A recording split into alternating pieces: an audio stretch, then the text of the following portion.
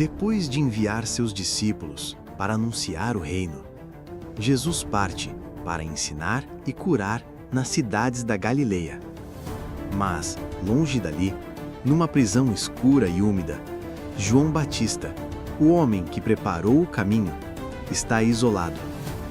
Ele ouviu falar das obras de Jesus e algo não bate.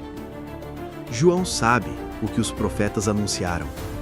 O Messias virá, abrirá os olhos dos cegos, fará andar o coxo, libertará os prisioneiros. Mas ele está preso. Roma continua governando.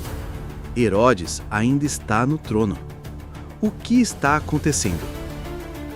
Ele envia seus discípulos com uma pergunta carregada de esperança e de inquietação.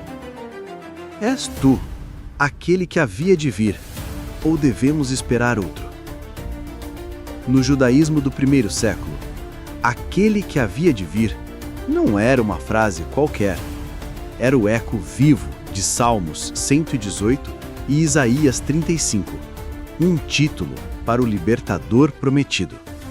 A expectativa era clara: o Messias viria com poder, espada e libertação política. Mas Jesus não estava marchando contra Roma. Ele estava curando, pregando, comendo com pecadores. O silêncio sobre a libertação militar soava ensurdecedor para quem esperava revolução.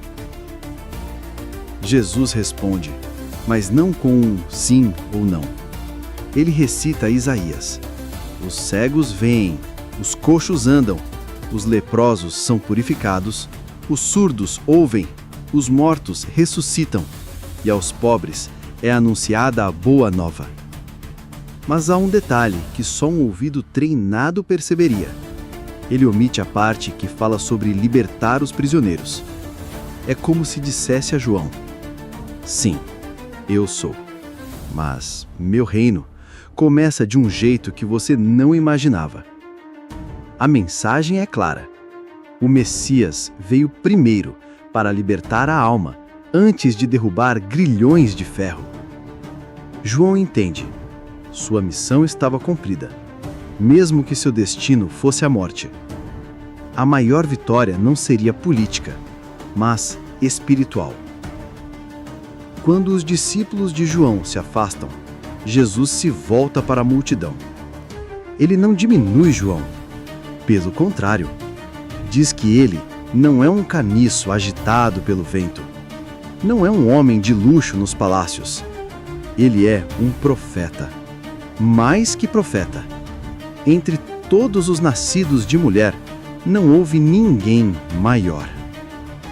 No reino de Deus, a grandeza não se mede por vitórias visíveis, mas por fidelidade à missão recebida. João foi a voz no deserto, e mesmo preso, sua vida ecoava a verdade. E agora, aquele que havia de vir estava ali, não para libertar apenas um povo, mas para libertar o sol o se mundo. levanta sobre a Galileia, refletindo seu brilho dourado nas águas tranquilas do mar da Galileia. Entre as colinas, 3 cidades se destacam: Corazim, Betsaida e Cafarnaum, lugares que receberam mais luz, mais milagres e mais palavras do próprio Messias do que qualquer outra. Corazim, orgulhosa de sua piedade, famosa pelo trigo que alimentava até as ofertas do templo. Seus habitantes enchiam a sinagoga, recitavam a Torá, mas não deixaram que a mensagem atravessasse o coração. Betsaida, terra de pescadores e berço de discípulos como Pedro, André e Filipe. Lá, a mão de Jesus multiplicou pães e peixes, curou cegos, mas a abundância de sinais não gerou arrependimento. E Cafarnaum, Cafarnaum, centro pulsante da Galileia, base ministerial do Filho de Deus, caminhos de comércio, sinagoga grandiosa, casas prósperas, foi testemunha de curas, libertações e ensino como nenhuma outra. No entanto, seu coração permaneceu orgulhoso, tão alto quanto se imaginava perante Deus. Então, A voz de Jesus corta o ar como um trovão profético. Ai de ti, Corazim! Ai de ti, Betsaida! Ai de ti, Cafarnaum! As palavras não são apenas advertências, são sentenças.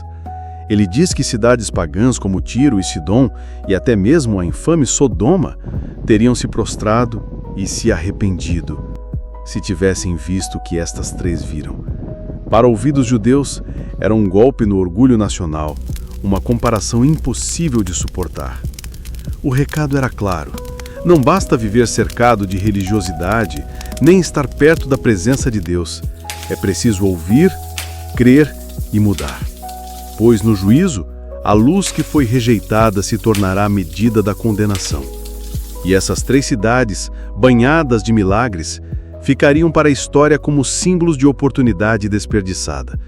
O meu desejo é que você não perca a sua oportunidade junto ao Filho de Deus, como estas três cidades mencionadas neste texto sagrado, que poderia ter sobrevivido até o dia de hoje. Desde os dias de João Batista até agora, o reino dos céus é tomado à força, e os que usam de força se apoderam dele. Pois todos os profetas e a lei profetizaram até João. E se vocês quiserem aceitar, este é o Elias, que havia de vir. Aquele que tem ouvidos, ouça. O livro de Apocalipse está conectado a esta frase. Quem tem ouvidos, ouça o que o Espírito diz à igreja. E você tem dado ouvido à palavra de Deus? Se inscreva no canal e vamos compartilhar para que outras vidas possam ser alcançadas. Nas praças da Galileia, as crianças brincavam imitando os adultos. Casamentos com música e dança. Funerais com choros e lamentos. Era assim que aprendiam a viver a vida em comunidade. Mas Jesus olha para a multidão e diz: a que compararei esta geração? São como crianças sentadas nas praças que gritam umas às outras. Tocamos flauta, mas vocês não dançaram. Cantamos um lamento, mas vocês não choraram. No mundo judaico, recusar-se a responder era romper com a vida comunitária. E espiritualmente era rejeitar o chamado de Deus. João veio com jejum e severidade, e disseram: tem demônio! Jesus veio com alegria e acolhimento, e disseram: glutão e beberrão! Nem na música alegre do reino, nem no canto fúnebre do arrependimento. Vocês se moveram. Vocês não querem dançar nem chorar. E assim, a geração que deveria reconhecer o Messias prefere ficar sentada na praça, de braços cruzados, vendo o reino passar diante dos seus olhos. As Escrituras afirmam que todos pecaram. Se você se sentir um pecador, saiba que Jesus é o seu amigo, e quem achou um amigo, achou um tesouro.